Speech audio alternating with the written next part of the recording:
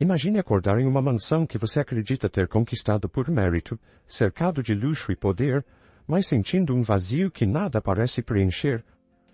O respeito? Você comprou. O sucesso? Também.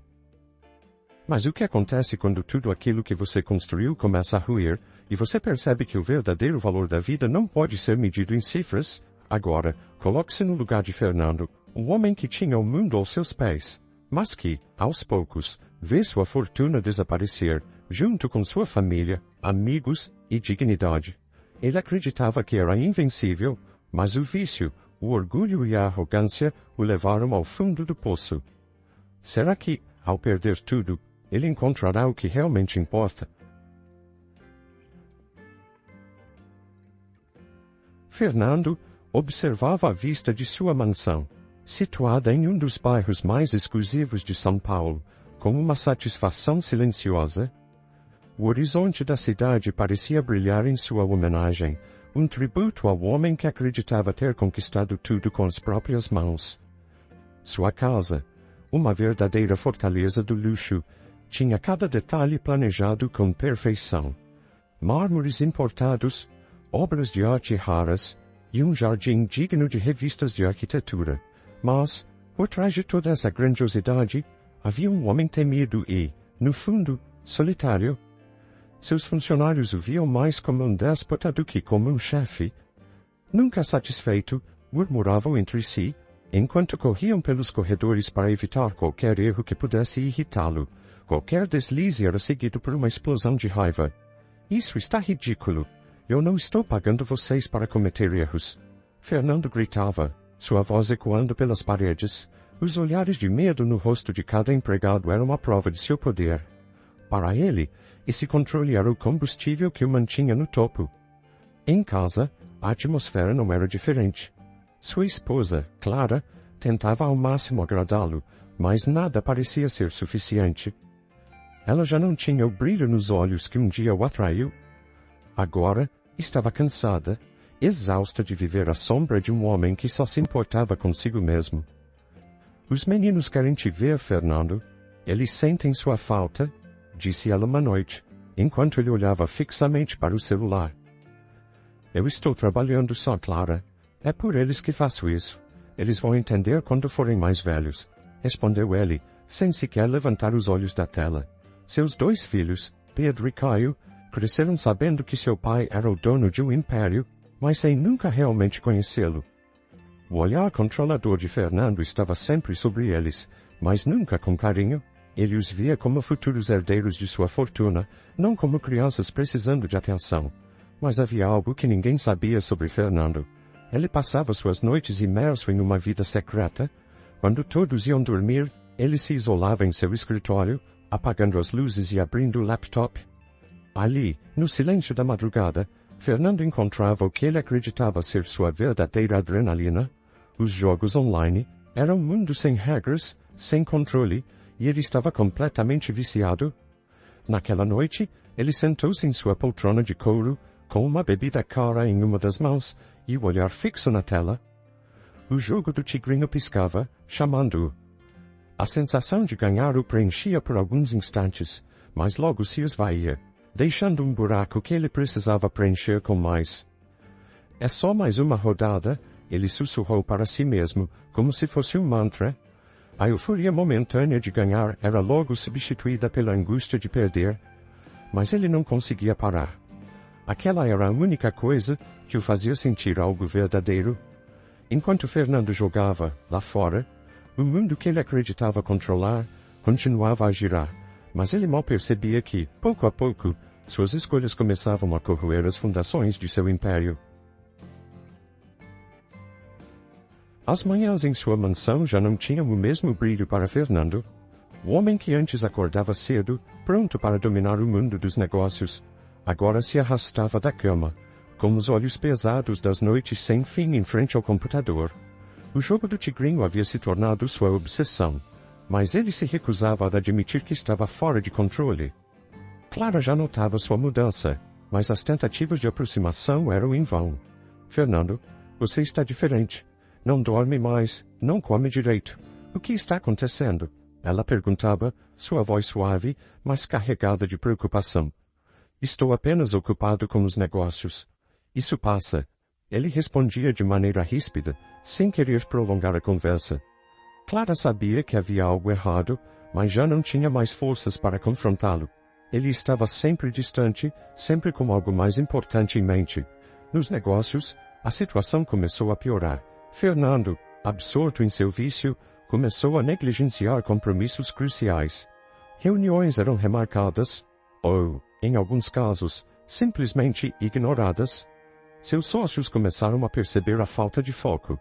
Numa dessas manhãs, Ricardo, seu sócio de longa data, entrou em seu escritório com um semblante sério. Fernando, o que está acontecendo?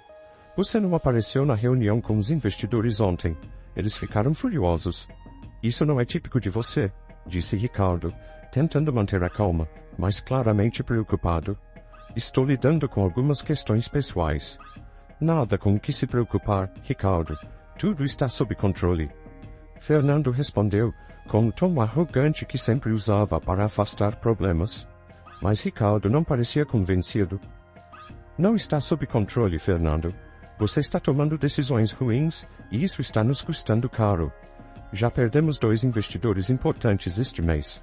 Se você continuar assim, vai afundar o que construímos. Ricardo insistiu, a frustração evidente em sua voz. Fernando, irritado, se levantou da cadeira e o encarou. Eu sei o que estou fazendo, Ricardo. Não preciso de lições de ninguém, muito menos de você, disse ele, com uma frieza cortante. Ricardo, sem outra opção, saiu do escritório, mas seu olhar deixava claro que ele sabia que algo maior estava por trás do comportamento errático de Fernando. Enquanto o tempo passava, Fernando afundava ainda mais no vício.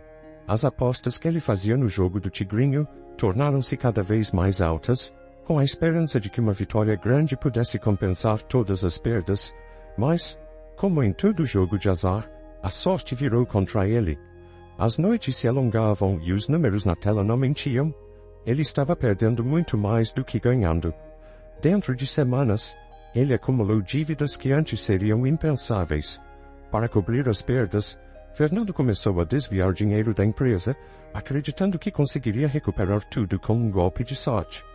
Cada rodada que ele jogava era uma tentativa desesperada de se livrar do peso que sentia no peito, mas a arrogância não o deixava parar. Sua esposa, sem saber da extensão do problema, notava apenas as consequências, as longas ausências e a tensão constante.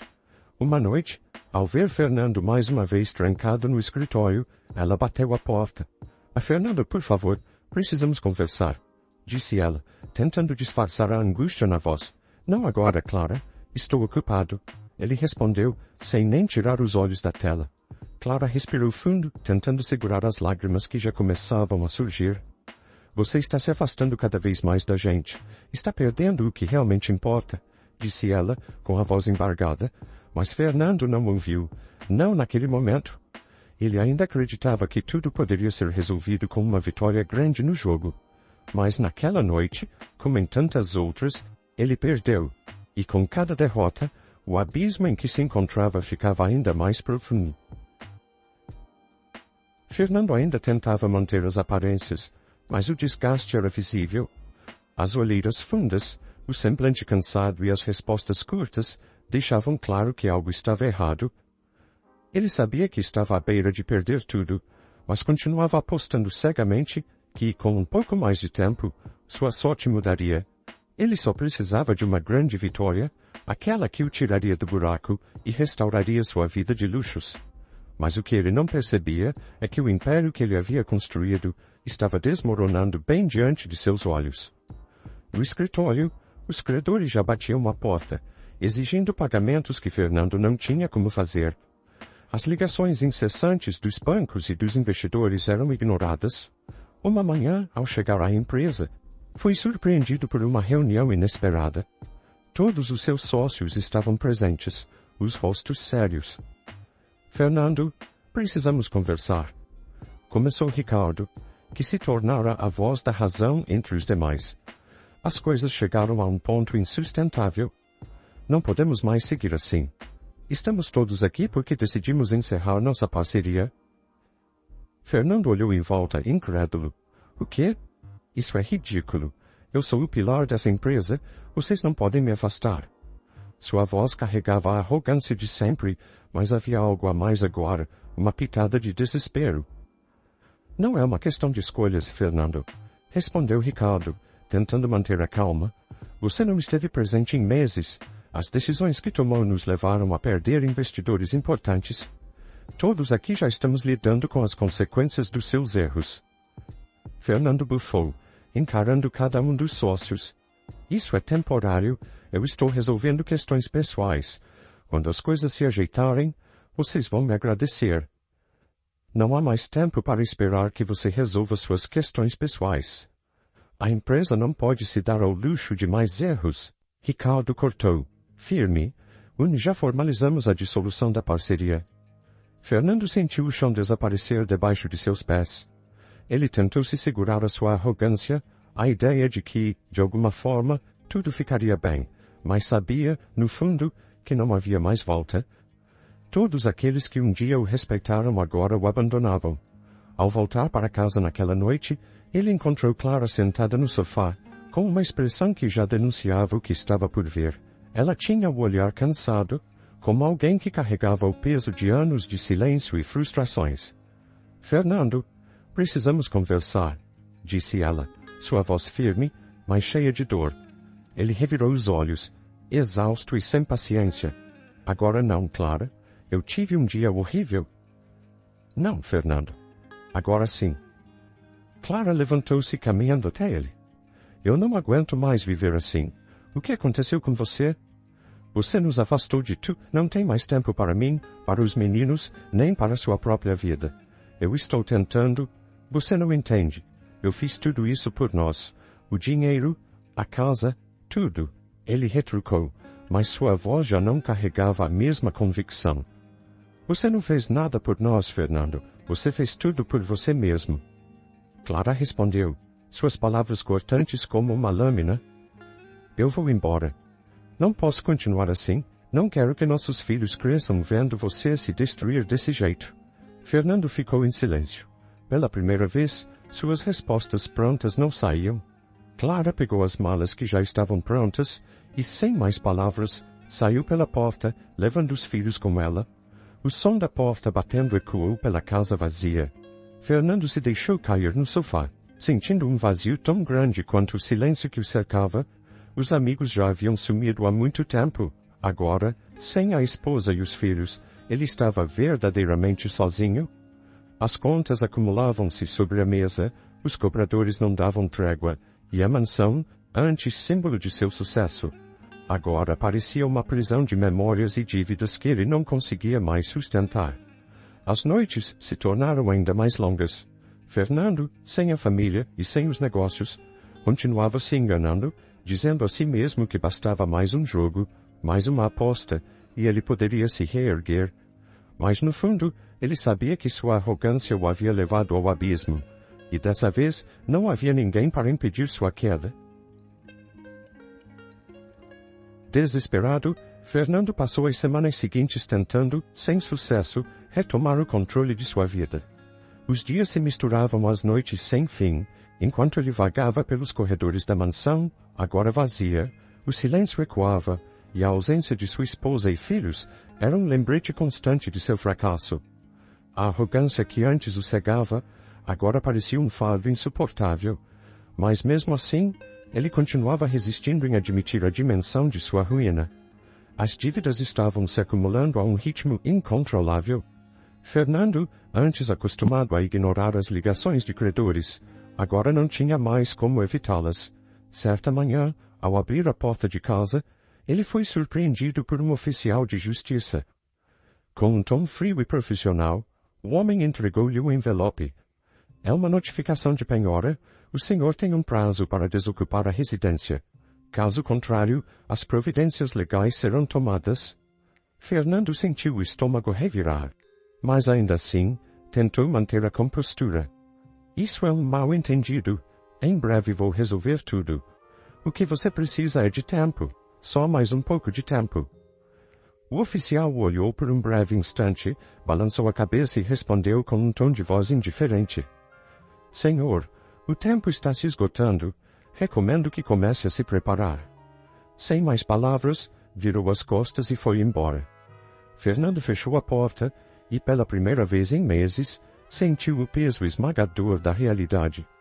A mansão que ele tanto se orgulhava estava prestes a ser tomada, e não havia mais saídas. Ele se arrastou até o sofá, sentando-se em meio às pilhas de contas que ele não podia pagar. A grandiosidade da casa parecia zombar dele. As paredes, uma vez revestidas de luxo, agora pareciam frias, opressoras. Nos dias seguintes, ele começou a vender o que podia. As obras de arte, o carro de luxo, até mesmo os móveis mais caros. Cada item que saía de sua casa era um pedaço de seu orgulho, um lembrete de que o homem que um dia acreditou controlar o mundo estava agora em ruínas. Mas não importava o quanto ele vendesse, as dívidas eram maiores do que ele imaginava. Não havia mais escapatória. Então, chegou o dia que ele mais temia, o último golpe. A mansão, seu último refúgio de poder, foi tomada pelos credores. Sem ter para onde ir, Fernando deixou a casa com uma pequena mala e sem nenhuma dignidade. Enquanto caminhava para fora do portão pela última vez, olhou para trás, e tudo o que conseguia sentir era um vazio profundo. A casa, que antes era um símbolo de status, agora representava apenas o eco de suas escolhas erradas. Sem opções, ele se viu obrigado a pedir ajuda. Orgulho. Não havia mais espaço para isso. Depois de bater em várias portas, foi aceito por um amigo de infância, alguém que ele desprezava há anos e com quem havia cortado contato quando ascendeu socialmente. Preciso de um lugar para ficar, só até me reerguer. Fernando disse, com a voz quebrada e o olhar cabisbaixo. O amigo, Tiago, um homem simples e humilde, olhou-o com um misto de pena e surpresa. Claro, Fernando. Minha casa é pequena, mas você pode ficar o tempo que precisar. Tiago não mencionou o passado, não trouxe à tona as humilhações que um dia sofreu de Fernando. Seu gesto foi sincero, sem segundas intenções. Fernando sentiu um nó na garganta, não sabia o que dizer. O ato de pedir ajuda doía mais do que qualquer perda financeira que já havia enfrentado.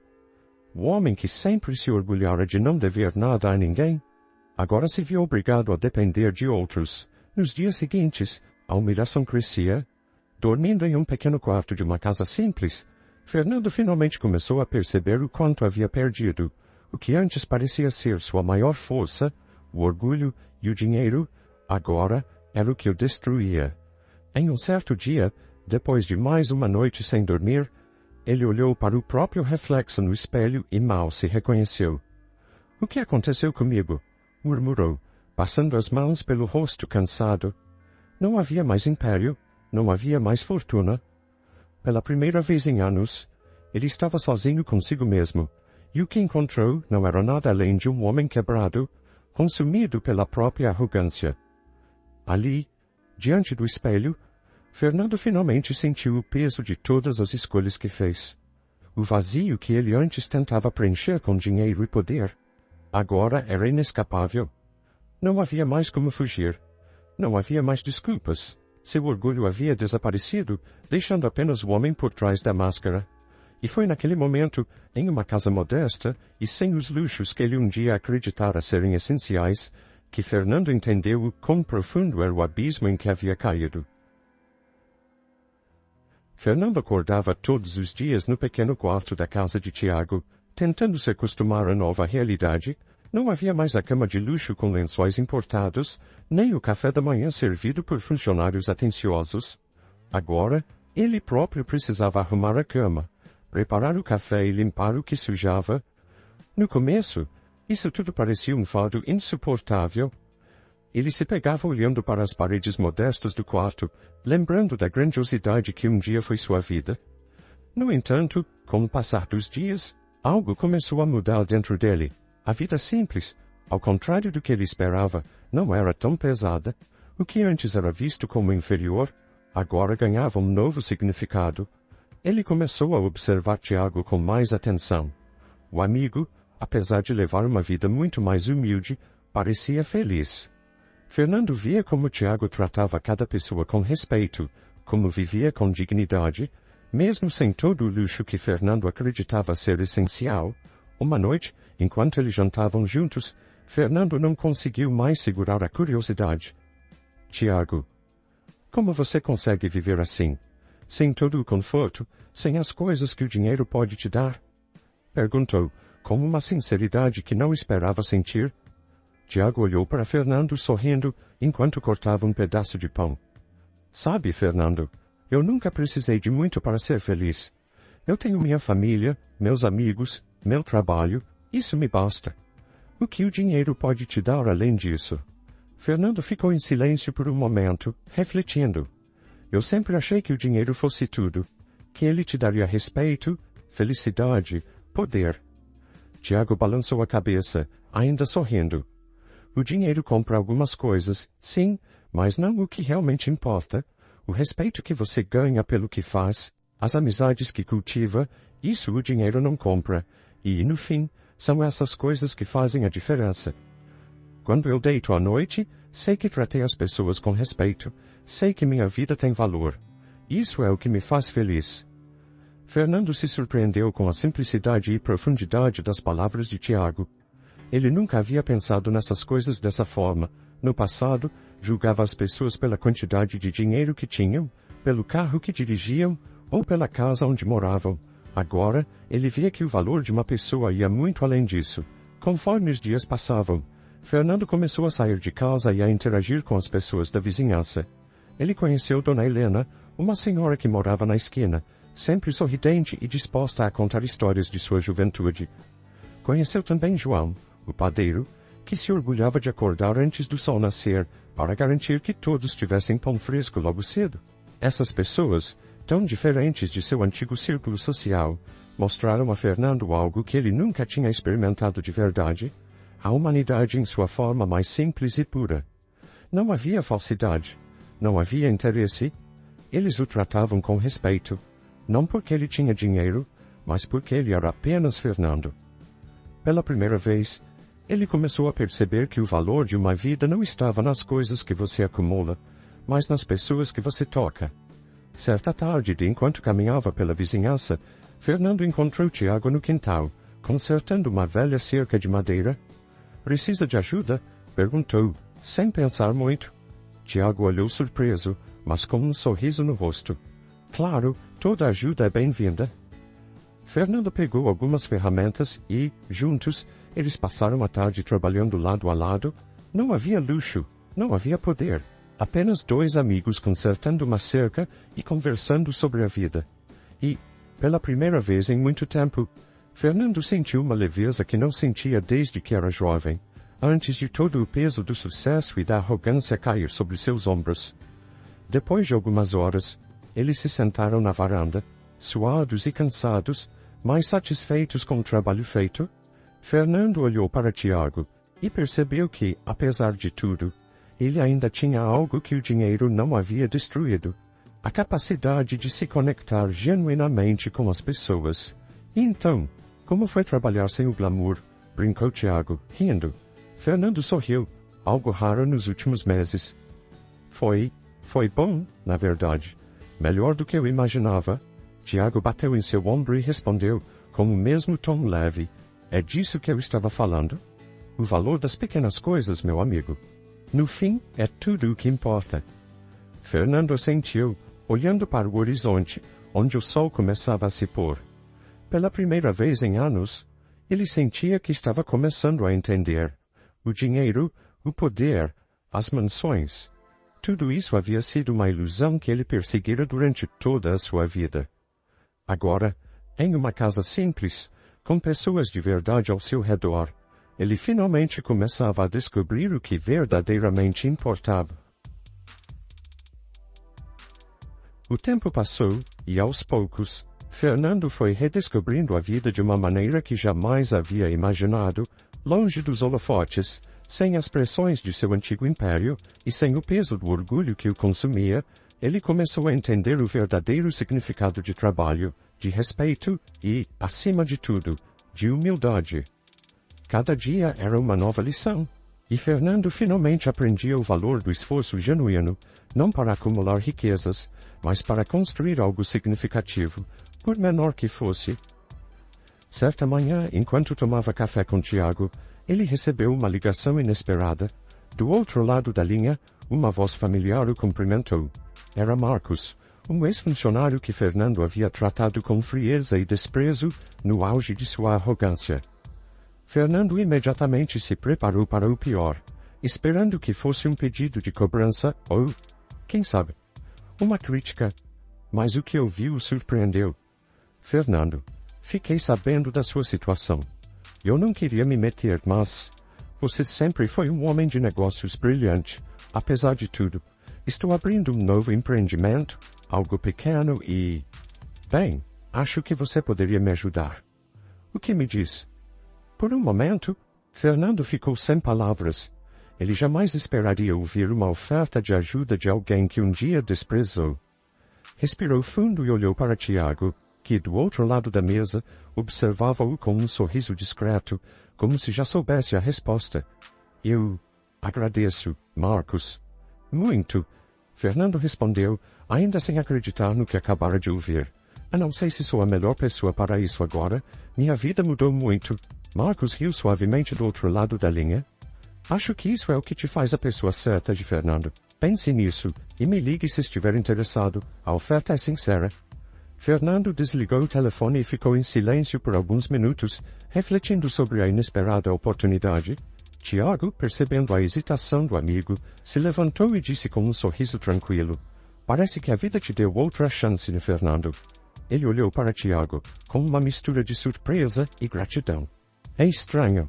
Depois de tudo, alguém ainda confia em mim? Tiago balançou a cabeça positivamente. A vida é assim, às vezes.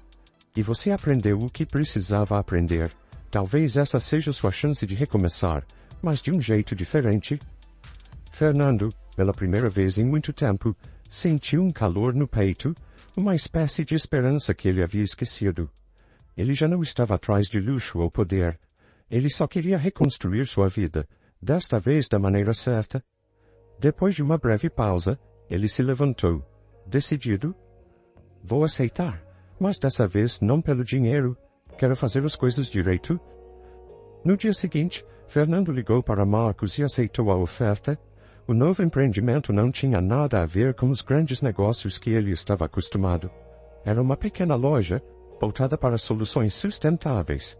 Algo bem longe do que ele fazia antes. Mas era honesto, era um trabalho que exigia dedicação e, acima de tudo, era uma nova chance de se redimir.